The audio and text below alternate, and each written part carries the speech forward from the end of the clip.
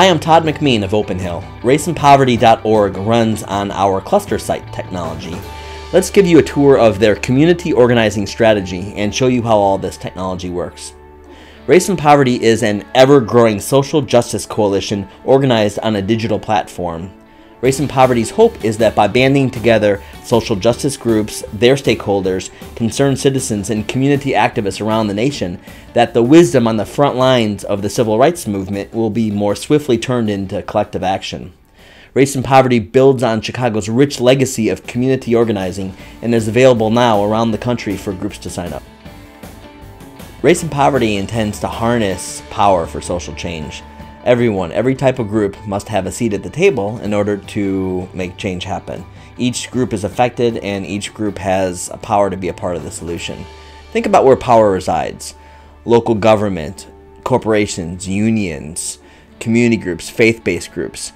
Each are levers of power that must be combined in order to make change. So how is power created? We have a simple equation. Connections, that's who you know, plus knowledge, that's what you know, plus context equals power.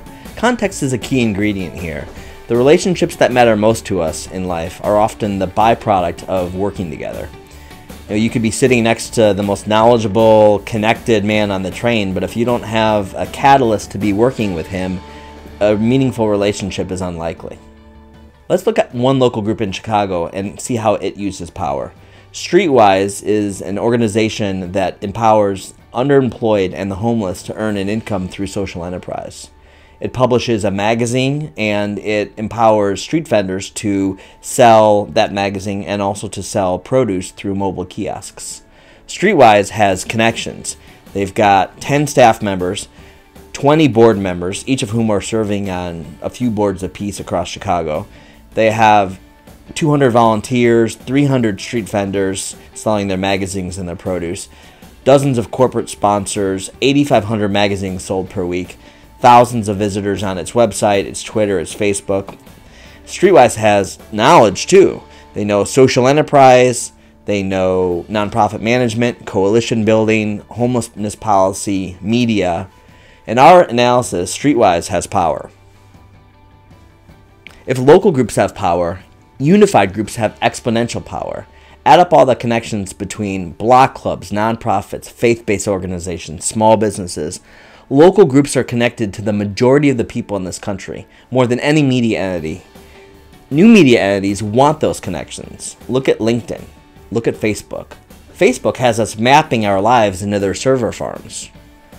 Social justice organizations have the power to change the world, and we want to give you tools to help organize. How do you harness all that power for collective action?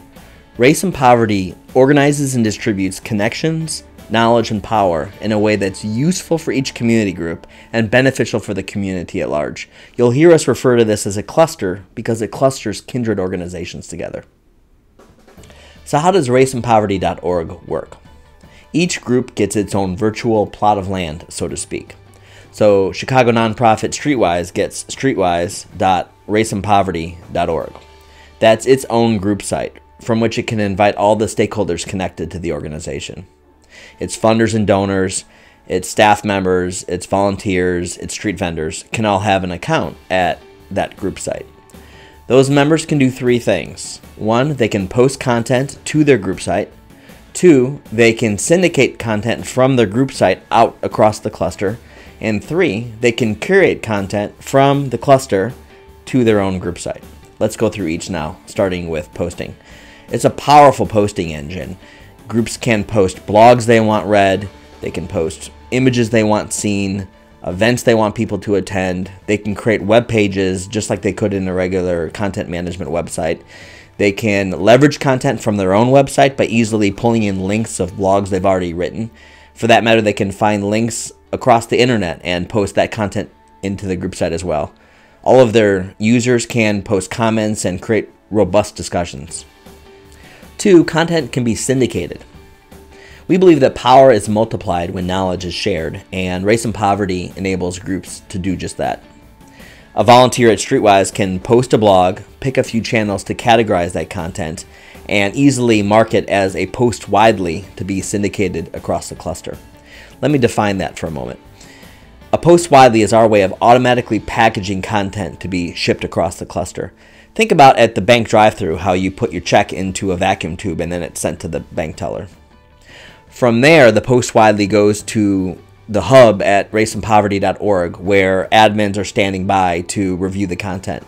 If approved, it is ready for mass syndication to be shown in group sites across the cluster. That brings me to curation. We believe that local groups are today's media entities. They are stewards of information for their stakeholders. They know what matters most. And we empower groups to reach into a treasure trove of content and pull out just what matters for their stakeholders. Let's look at how a local Chicago group, Kids Off the Block, curates. Their founder, Diane Latiker, is given a rich dashboard to easily have granular control over what content she accepts or rejects. If she sees content she likes, she can prominently feature it in her website. She can invite all of her stakeholders and users to easily comment and create a robust discussion. She can, through a widget, push that information out to her own website, and she can easily send it to all the social networking websites as well. The system learns from Diane's actions. When she accepts or rejects things, how quickly she features things, the comments that take place. All of that data and more is tracked. So the system learns over time and sends her more and more relevant information. Collectively then, we get the wisdom of the social justice world mapped into a knowledge bank created by the community and useful to it. Who would use this information? A reporter could uncover a timely story. A policymaker could find just the right piece of information to present to a decision maker. A nonprofit could take the pulse of the community before making an investment. We invite you to come to raceandpoverty.org and be a contributor and a consumer of this rich content.